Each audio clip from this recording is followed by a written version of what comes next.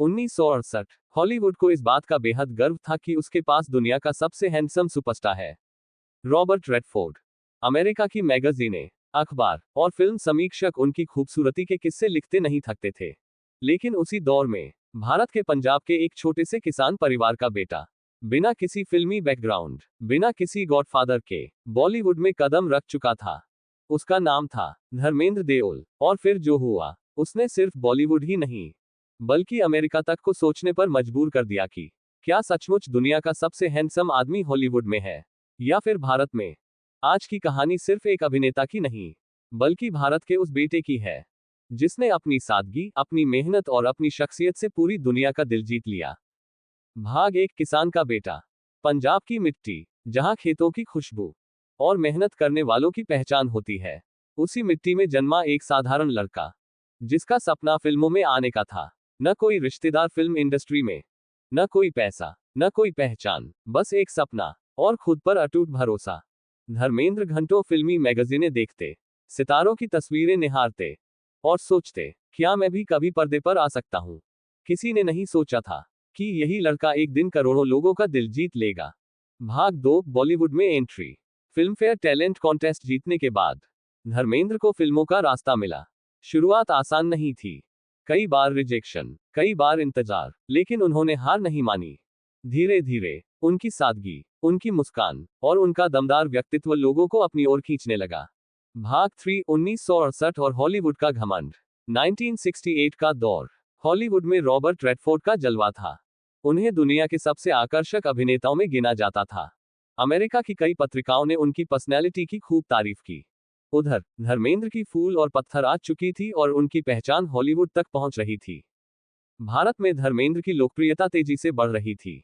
उनकी तस्वीरें विदेशों तक पहुंचने लगी और यहीं से शुरू हुई तुलना, जिसने सबको चौंका दिया। भाग 4 जब अमेरिका ने धर्मेंद्र को देखा। कहा जाता है कि विदेशी फिल्म पत्रकारों और कुछ अंतर्राष्ट्रीय प्रकाशनों ने धर्मेंद्र की तस्वीरें देखकर उनकी असाधारण पर्सनैलिटी की तारीफ की। उनकी तीखी आंखें, मजबूत कद काठी और बेहद नेचुरल लुक लोगों को हैरान कर देता था।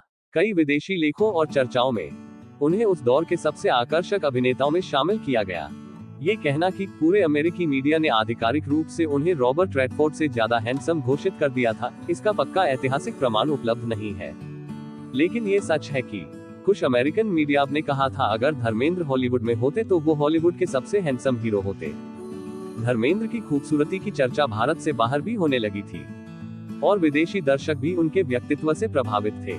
भाग 5 भारत का जवाब। जिस समय दुनिया हॉलीवुड के सितारों की बातें कर रही थी, भारत मुस्कुरा रहा था, क्योंकि हमारे पास एक ऐसा हीरो था जो सिर्फ चेहरे से नहीं, दिल से भी खूबसूरत था, जिसने कभी घमंड नहीं किया, जिसने कभी अपनी सफलता को सिर पर नहीं चढ़ने दिया, जो आज भी अपने खेतों में जाना पसंद करता है।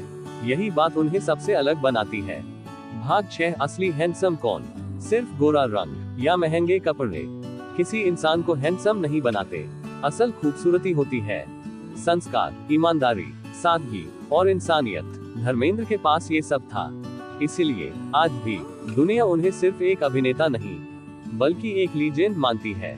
भावुक समापन। सोचिए, एक किसान का बेटा जो खेतों से निकला, मुंबई पहुंचा और फिर पूरी दुनिया में भारत का नाम रोशन कर गया। यही तो असली जीत है, यही तो असली स्टारडम है। आज भी जब धर्मेंद्र स्क्रीन पर मुस्कुराते हैं तो करोड़ों लोगों के चेहरे पर मुस्कान आ जाती है।